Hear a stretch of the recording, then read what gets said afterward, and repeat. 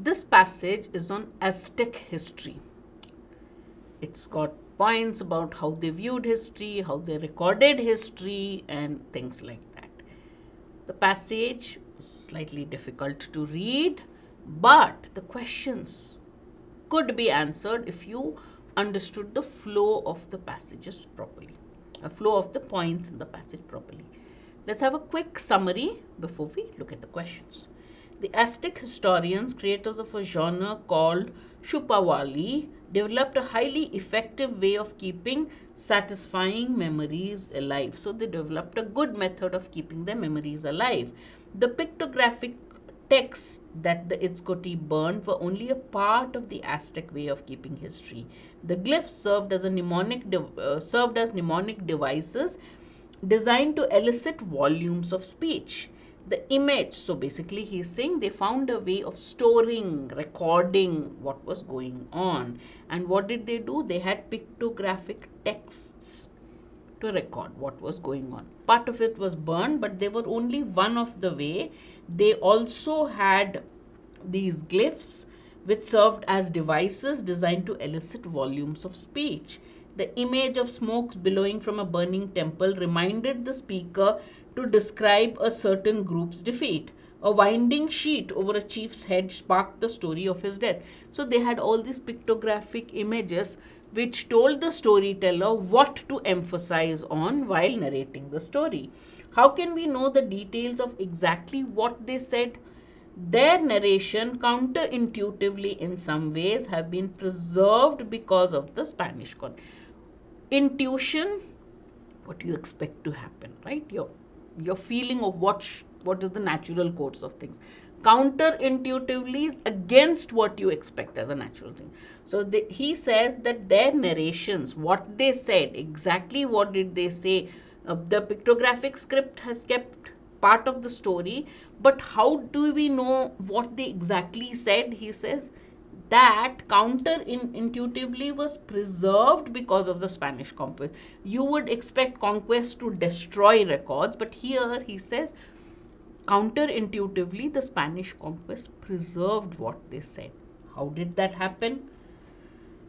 The Spaniards aimed to produce a local elite who would help them rule. So they educated many of the boys and young men in the Roman alphabet. So when during the Spanish conquest of the Aztecs, they wanted to develop an elite group which could, obviously high class, which could read. So they taught young boys and young men the Roman alphabet. It was the priests who taught them so that they would be able to study the Bible. So the priests, the Spanish priests, taught them so that they could read the Bible. The indigenous studied scripture with the friars, and inevitably they took the sound transcription system home with them. So the local people would learn with the friars or the priests, and they took the sound transcription system back home. So they learned the sound transcription system. There they asked the elders to tell them old stories as they used to say them aloud. And then the young scholars wrote down their elders' stories, listening to the sounds of the words in Nahuti, their own language, and transcribing them onto the paper in the best handwriting in the alphabet taught them by the friars. This is how they recorded it. The Spanish taught them the Roman alphabet. These guys came home. There they asked their elders, tell us those stories. And they recorded the stories in the alphabet or that they learned in their best handwriting. The sounds of the words in Nahuti, their own language, but they wrote it in the Roman script. For many years, however, scholars read them with skepticism. There are a lot of doubts on this. The histories were not like the books such as the Florentine Codex that the Aztecs wrote working side by side with the friars, answering the Spaniards' questions and drawing pictures of a specific plant or god. These histories weren't like the books, like the Florentine. So there's a book called the Florentine Codex. The Asterix wrote them working with the friars and answering the Spaniards' questions. So the Spaniards wanted to know more. They were asking questions, and these histories were written answering the Spaniards' question and drawing pictures of a specific plant or god. These were wide-ranging, so these histories are different from that.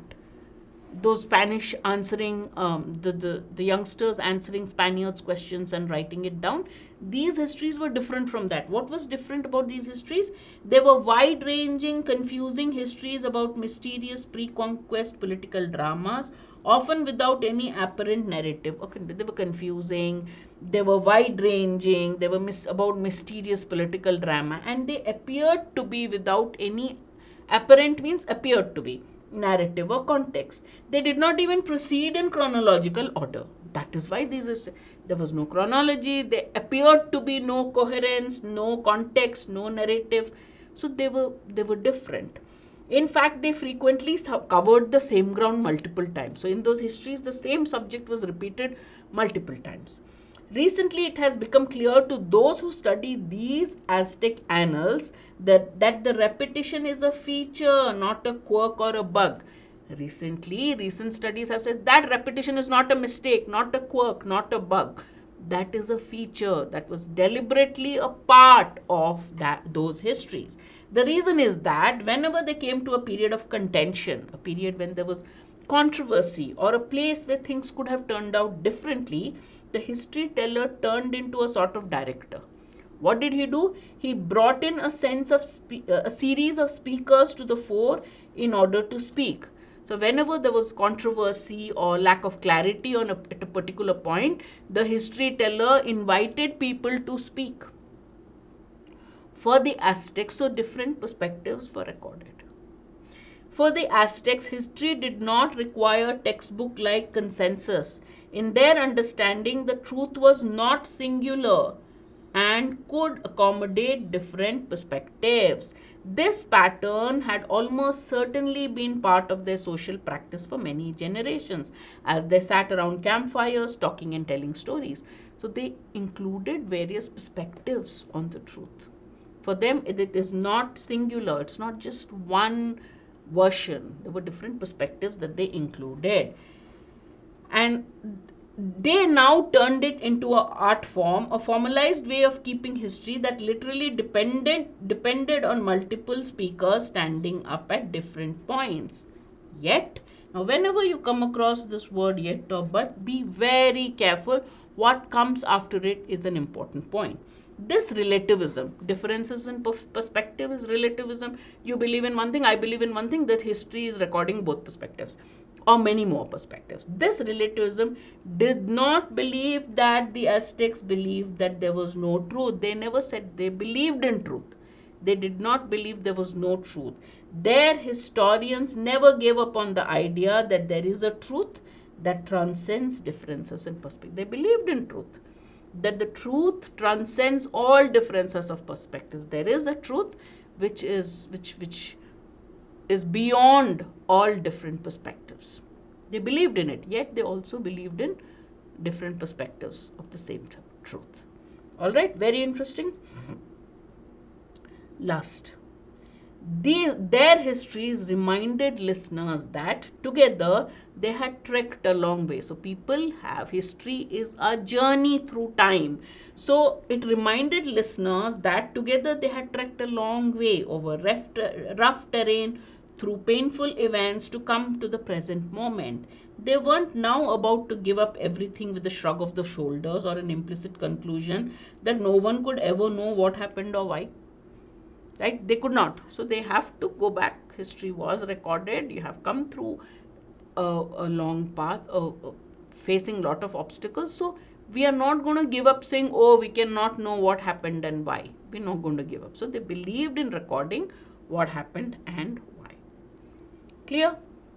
Which of the following, if true, would invalidate the assertions, make it wrong, made about Aztec history in the passage? So what has the author said about Aztec history in the passage? They recorded the history in pictographic form. The glyphs stood for a particular event and the storyteller expanded on that. The Aztecs allowed the history was not chronological, it was all over the place, certain events were repeated multiple times, then the author says, but that was not a mistake, it was a feature. It was a feature because wherever there was when a storyteller or a history teller came to a part of history which was contentious, where there was controversy, where there was lack of clarity, he allowed people to give different versions of what happened. So it included different perspectives. And that the author calls that relativism. So it's what happened according to you is different from what happened according to me. This relativism, the author says, is not because they did not believe in the truth. They did believe that there is one truth that transcended all perspectives. That's how it ended. So we will see which one would invalidate one or more of these assertions. The relativism of the Aztecs meant that the Aztecs did not believe that there was an absolute truth. If this is true, if the Aztecs did not believe in an absolute truth, then it invalidates the author's contention that the authors did believe in a truth that transcends different perspectives. They had their history was more of in a form of relativism. The author said this relativism, this inclusion of different perspectives, is not that they did not believe in an absolute truth. They did. But if we can say that this is true, if it is true that the relativism of Aztecs is because they did not believe in an absolute truth, it would invalidate the author's assertion. So one is there invalidating. A is the answer.